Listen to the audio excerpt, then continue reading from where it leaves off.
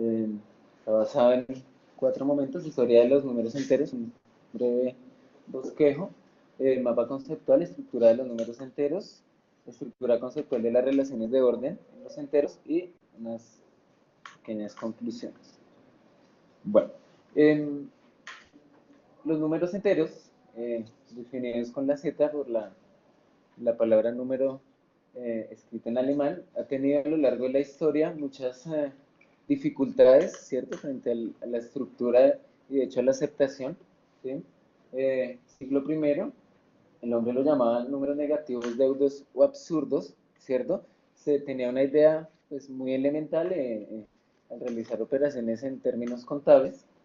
Para el siglo quinto ya se hace en adelante de la diferenciación entre los negativos y los positivos. Se utilizaban herramientas como el ábaco, eh, donde ven algunas fichas de color rojo para los negativos, algunas fichas negras para los positivos. Eh, Cerca del siglo séptimo, Brahmagupta, entre otras cosas, intenta darle una concepción del cero, ¿sí?, que es una de las concepciones un poco más complejas en la estructuración de los números enteros. Eh, ya hacia el siglo XV, John Walls menciona o afirma que los números no pueden tener una existencia, dado que tendrían que ser mayores que el infinito y menores que cero.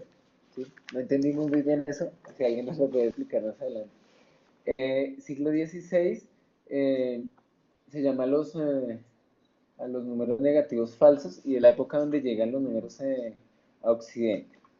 Ya para el siglo XVII, Leonard Euler, quien genera una estructura un poco más formal de los números enteros, donde eh, junto con los números naturales, los negativos y el cero, se conforman los números enteros. Nuestra estructura conceptual la trabajamos bajo como tres elementos principalmente. Vamos a tratar de que nos entiendan un poco.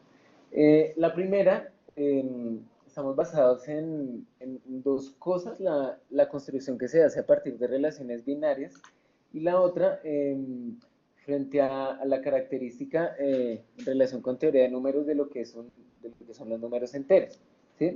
Si miramos y arrancamos por este lado, vemos que los números, o sea, la definición de los números enteros parte precisamente de las propiedades de los números naturales, ¿cierto? Y esas propiedades son las que nos ayudan a hacer la definición de lo que son los enteros.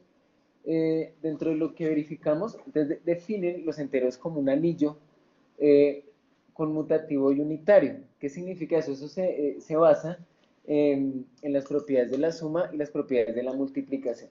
Cuando uno toma solamente las propiedades de la suma dentro de los números enteros, no lo llamamos anillo conmutativo, sino se denomina grupo abeliano, ¿sí? Tomando solamente la estructura de las propiedades de la suma. Para que se haya definido como anillo conmutativo, entonces se toman las propiedades de la suma, las propiedades de la multiplicación, y entre las propiedades de la multiplicación, la propiedad distributiva de la multiplicación con respecto de la suma. Esto nos define que el conjunto es totalmente ordenado. Por otro lado, digamos, nos metimos en la búsqueda de ver cómo se definen los números enteros a partir de un producto cartesiano, ¿sí? La construcción que se hace es a partir, tomando en el plano cartesiano, se toman parejas ordenadas de puntos, ¿cierto?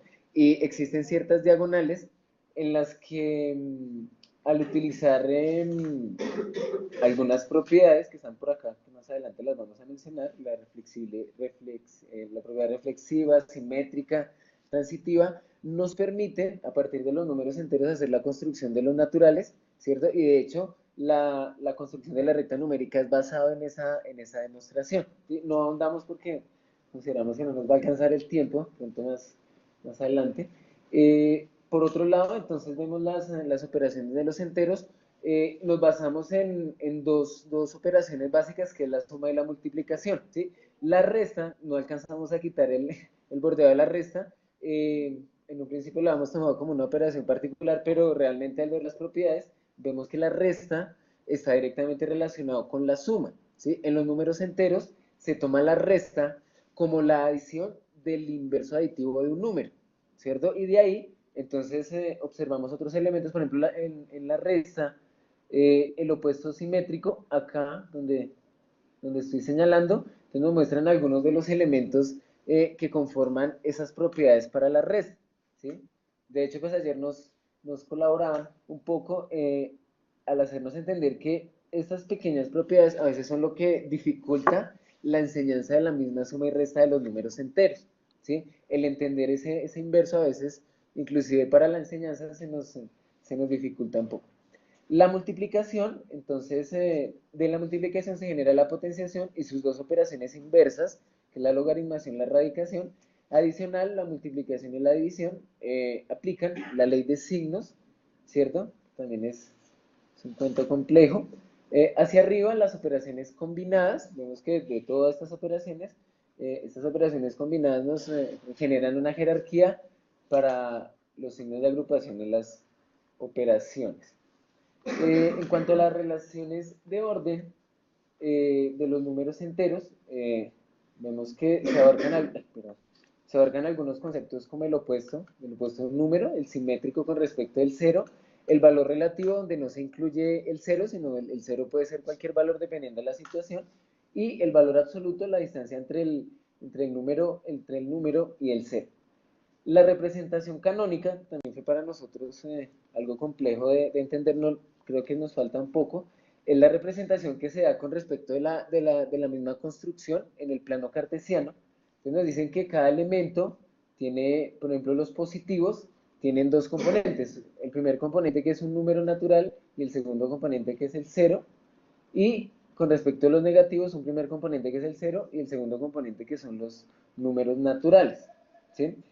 No ahondamos mucho en eso porque realmente el tema es un poco más complejo de lo que quisiéramos.